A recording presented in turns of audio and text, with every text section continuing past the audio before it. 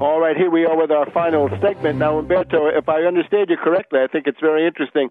A historical parallel was the Anglo-Americans wanted to overthrow de Gaulle for reasons of his resistance to London and Washington, but they did it with a social explosion. They got a whole bunch of leftists, unionists, ultra-leftists, anarchists, and so forth going in Paris in May of 1968 and overthrew de Gaulle. You're saying that Soros wants to attack Europe by unleashing his myrmidons in the left, ultra-left trade union area and try to overthrow those governments. You got 1 minute to sum up, though. Yes, the formulation of Soros imply exactly what you were saying, but now the situation is in 1968. They were able, this Anglo-American operation of social explosion, the May of 1968, destroyed de Gaulle, while de Gaulle was changing, it was creating an alternative to this domination. In Germany, in 1989, 1990, there was the same thing vis-à-vis Russia. This was the challenge of creating a new economy in Russia. Now, what is at stake is much more important. It's the future of the financial system, which economic system will triumph. And that's why now there is the threat by Soros that there will be a destruction of Europe and upheaval and nationalist extremism and so on. The parallel in present time of the May 1968 that destroyed de Gaulle. Except at this time you seem to be saying that Soros has also got some of these right-wing operations under his control. In other words, he's got some skinheads up his sleeve and some... that's what it seems from what he's saying. And remember, left extremism or right-wing extremism, so-called, doesn't make any difference to this kind of player. The important thing is to have a victim and to kill it. Okay. Well, we thank you for your help, Umberto, and I hope we can see you soon, right? Let's get you back for a post-mortem on this G20 in Canada. Thank you very much. Okay. See you next week maybe, or soon in any case. Now, let me just roll on to our last topic, which was another anniversary today, right? It's the 25th of June, 2010, and this is now the 60th anniversary of the beginning of the Korean War. And interestingly enough, this has been on the in the discussion this week because of McChrystal and Petraeus. In those days, it was Truman, a puppet of Wall Street, fires MacArthur. Truman destroyed himself politically with that. That's when his approval rating went down into the 20s. It's the lowest, as far as I can see, the lowest point of any president since 1945, maybe even earlier. But in the era of polling, Truman is the all-time negative champion after he fired MacArthur, who was widely popular. And I would like to make a case for MacArthur to some degree. But he was then gotten out by, he had to drop out. He just had to give up. Truman had no hope. And then along comes another general and takes over, and that's Eisenhower. Now, so far, it's MacArthur is now, I don't want to compare MacArthur to the scoundrel McChrystal, but McChrystal is now out. Obama has hurt himself by firing McChrystal, and above all, he's put the other general, the more moderate, the more acceptable General Petraeus into a position of great power. Remember that Harry Truman was a Wall Street puppet. Harry Truman had indictments hanging over his head, just like Obama with the Blagojevich trial.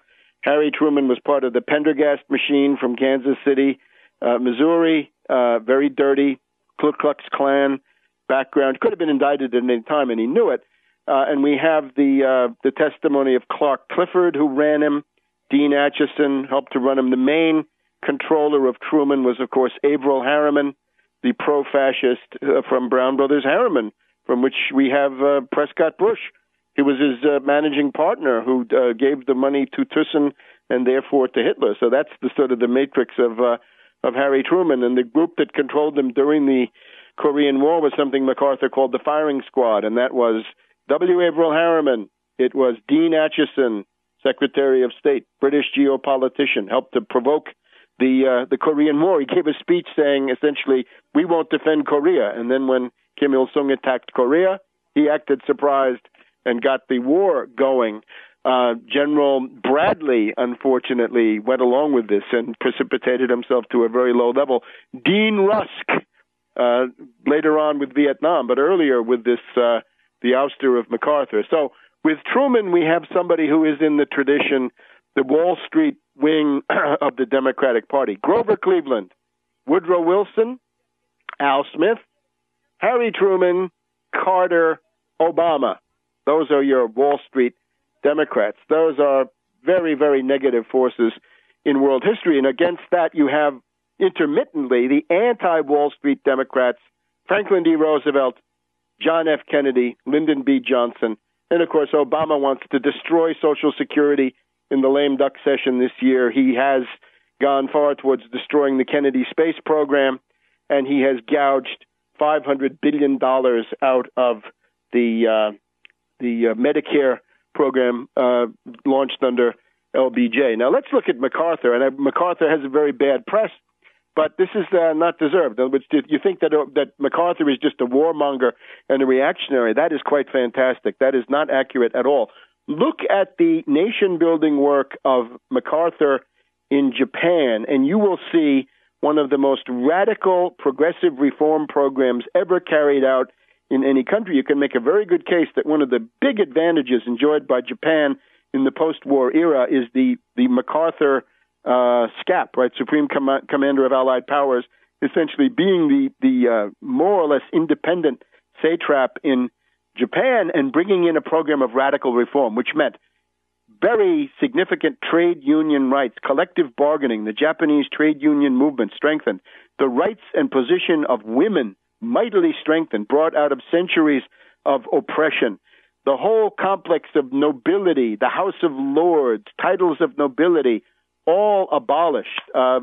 Measures towards a land reform, absolutely critical in the development of any country, right? Look at the Homestead Act here in the United States. A whole series of progressive reforms done by people who were essentially New Dealers, people like Wolfgang Ladajinski and others who served on the staff and who were later demonized by reactionaries.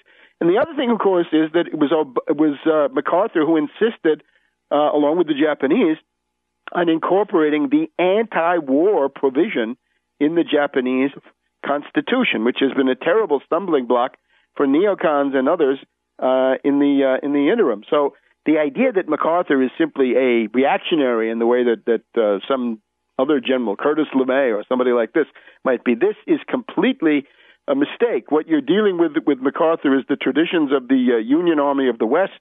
Sherman, that's where his grandfather had served. MacArthur's father had accomplishments as a scholar, interested in philology, and had some good ideas in the history of languages. And then MacArthur himself, going way back, really the best general on any side in World War II. If you look at the relation of territory conquered, basically the overall strategic impact of what he was doing, and the lowest casualty rate in terms of what was accomplished of any leading general, right? And this was the key to the ending of the war in the Pacific.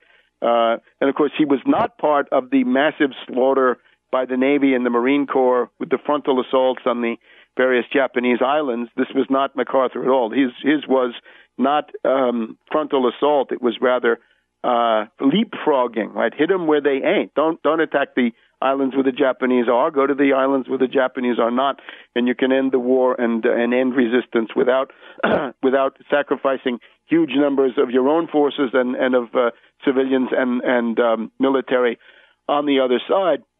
And when you get to the limited war concept in China, you will, with the Chinese entry into the Korean War, you will see that MacArthur has a case, at least in saying that the Truman limited war policy was a disaster and would be, and he was trying to force that as a debate when he was fired by this clique of Wall Street puppets. So that's something to think about on this 60th anniversary of the beginning of the Korean War, January 25th, 1950. And, of course, Inchon, the last big U.S. military victory of any note. And we'll see you next week.